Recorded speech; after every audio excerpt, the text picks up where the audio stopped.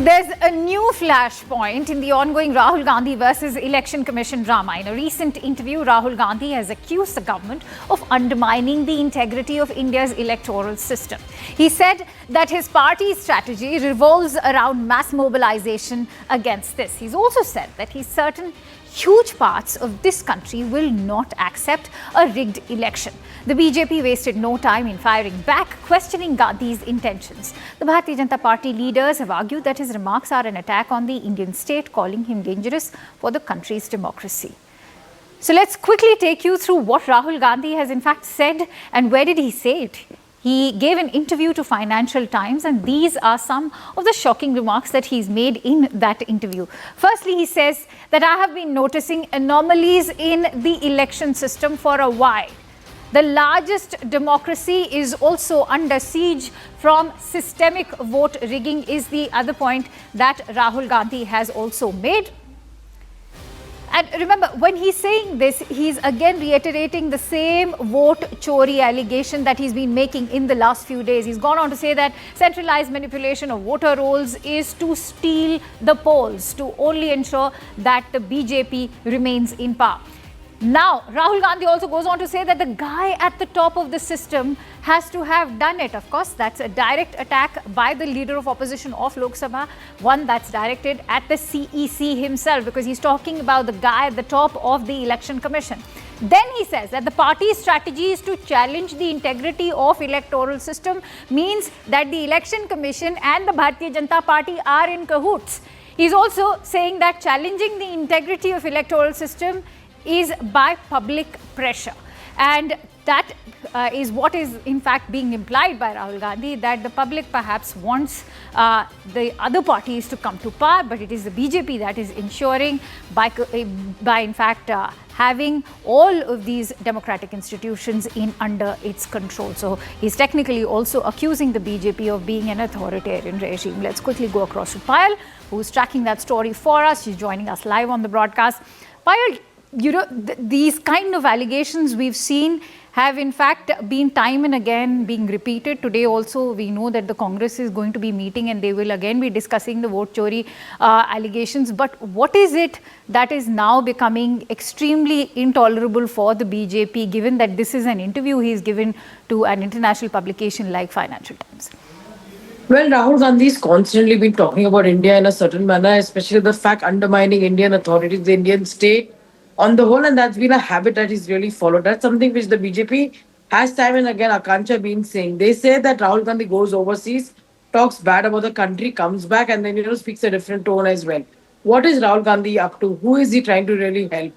This is the same election commission of India that conducted elections which gave the Congress party from a 50-plus seat to a 99 seat because the people voted for them. Is he trying to undermine the intelligence of the voter of this country? The answer certainly should be no, but Rahul Gandhi seems to be on another path. The BJP has been saying that this is the same election commission, the same system which was called a cage parrot also during their time, because there was no authority which was given to the to these independent bodies as well. That's something that the BJP is constantly been saying.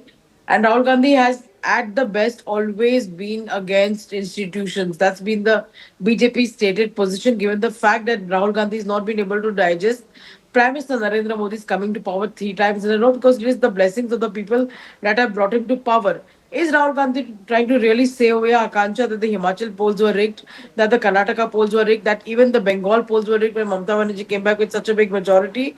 The answer is being asked, of Rahul Gandhi by the BJP, and you will see a frontal attack coming in from the BJP. Of course, you've had spokespersons like Pradeep Bhandari, etc., come out and really speak, but there'll be a frontal attack coming in from the official platform of the party, because at 12 o'clock this afternoon, Ravi Shankar Prasad, former law minister, senior leader of the BJP, will be taking on Rahul Gandhi.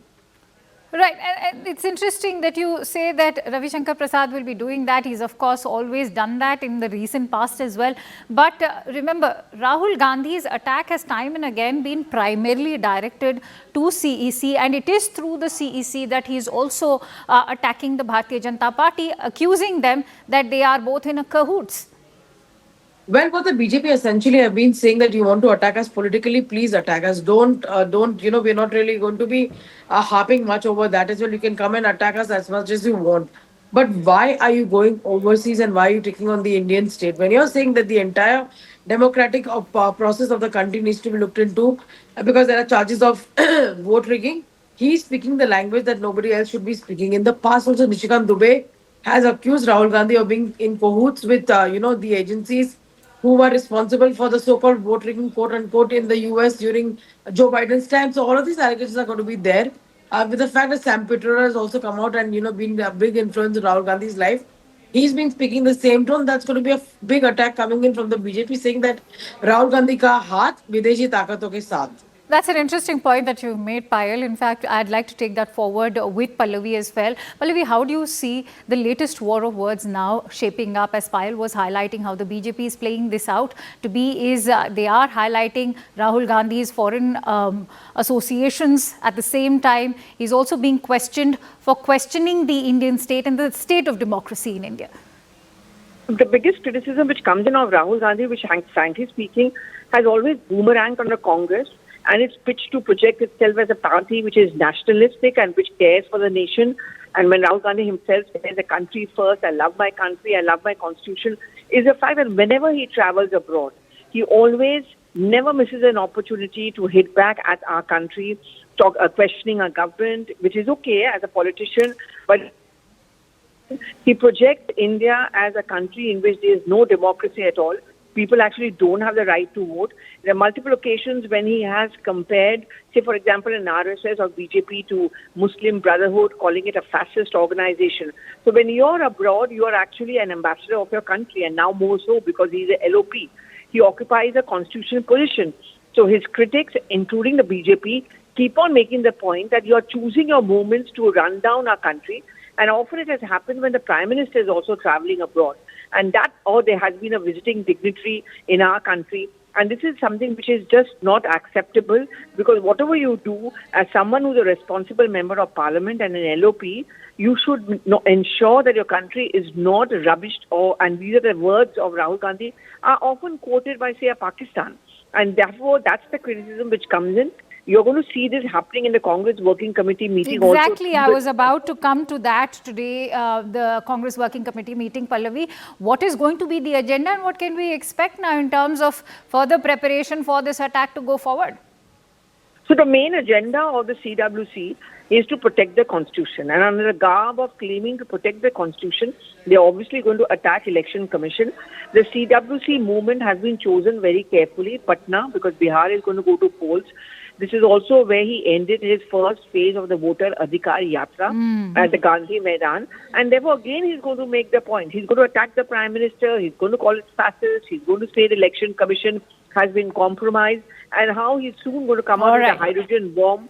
And there has been evidence to show that how elections have been compromised in our country. All right, stay with me, Pallavi and Payal. I'm also joined in by Sardar R.P. Singh of the Bharatiya Janata Party. Thank you, Mr. Singh, for joining in on CNN News 18 from Financial Times. The attack will quickly now move over to Patna at that CWC meeting. How do you respond to Rahul Gandhi's latest set of allegations coming in? He's made a direct attack that the guy at the top of the system is responsible, and of course we all know that he's also attacking the CEC.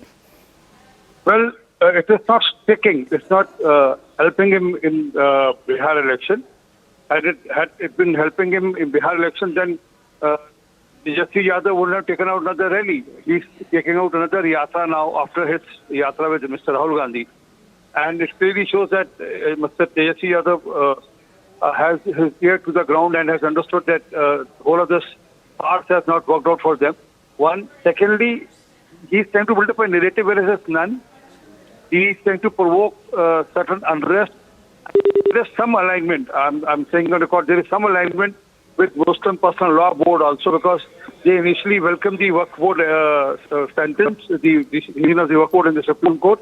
Later on, after when he gave a call of the Gen Z and all, then they changed their stand and they said they will also protest against the Waqf Board. There is something which is happening in tandem with such organizations like Muslim personal vote. So And the he's trying to allegation create that unrest because of that's come in now, Mr. Singh, is that you are in fact colluding with top democratic institutions like the Election Commission of India, because that's the only way you can ensure a rigged election, but the people of India do not want it. Well, let the Bihar election happen and people will answer for that. But he is trying to, as I said, because earlier when the election happened, they said they have won the election. They remember that they said they have Right. defeated the Prime Minister Modi, and then they won the election.